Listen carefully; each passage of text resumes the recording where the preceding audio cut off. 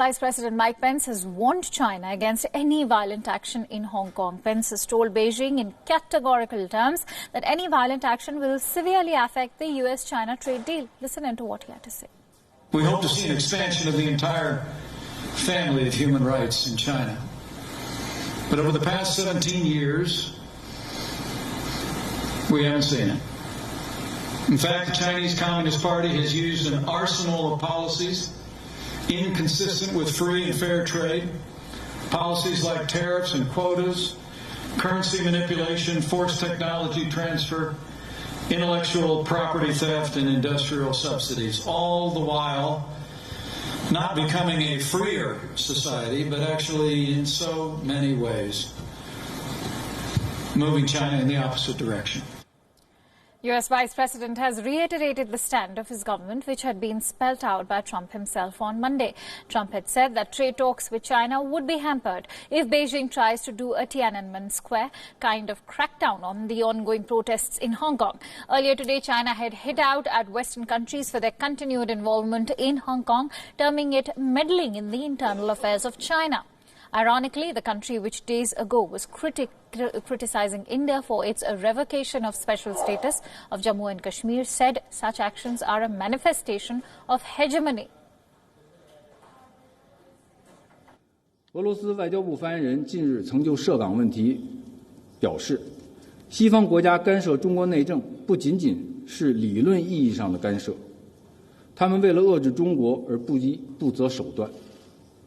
这一表态犀利地指出了某些国家在香港暴力活动中扮演的不光彩角色，揭露了外部势力策动暴力事件破坏香港稳定的真实图谋。中方对此完全赞同，并给予高度评价。Targeting the West on basis of remarks made by Russian Foreign Ministry, Chinese Foreign Ministry said that the external forces planned the violent events in order to destroy the stability in Hong Kong. While the remarks made in Beijing did not name the US-Chinese Foreign Ministry representatives in Hong Kong, directly blamed the US for the protest in which Hong Kong have never taken form of one of the largest peaceful and democratic protests in the world in the recent past. Now, the spontaneity of the protests and its internal driving forces cannot be better explained than these unforgettable and heartwarming pictures of a child egging the demonstrators on. 中国历来坚持不干涉内政原则，这是中国的外交。Us are rightly focused. 部长发言。中国历来坚持不干涉内政原则。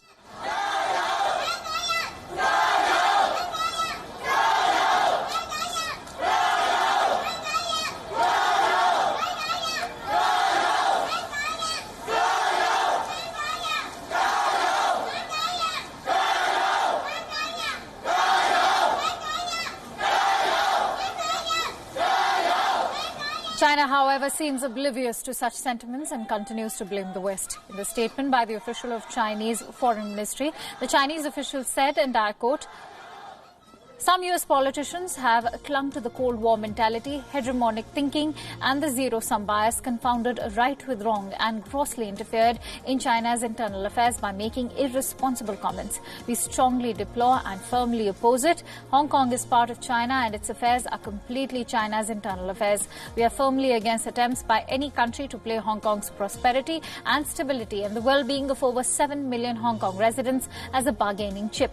No country should ever expect China to trade off its territorial sovereignty and national unity." Now, US had earlier described China as a thuggish regime for disclosing personal details about a US diplomat who met young pro-democracy movement leader Joshua Wong in Hong Kong. A pro-Beijing newspaper in Hong Kong had published photo of that meeting under the headline, "Foreign Forces Intervene."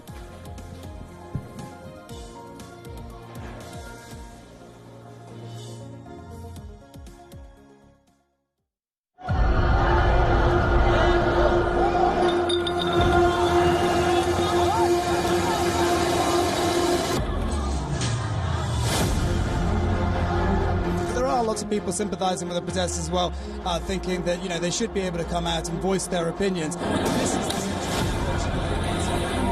So I reiterate here, the bill is dead.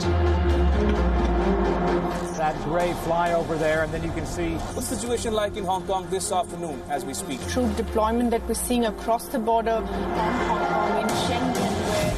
Although we are united as one, we've got more than 1 million people going on street. I think the simple answer is no. It's unclear exactly. We saw protesters clashing with riot police. We saw them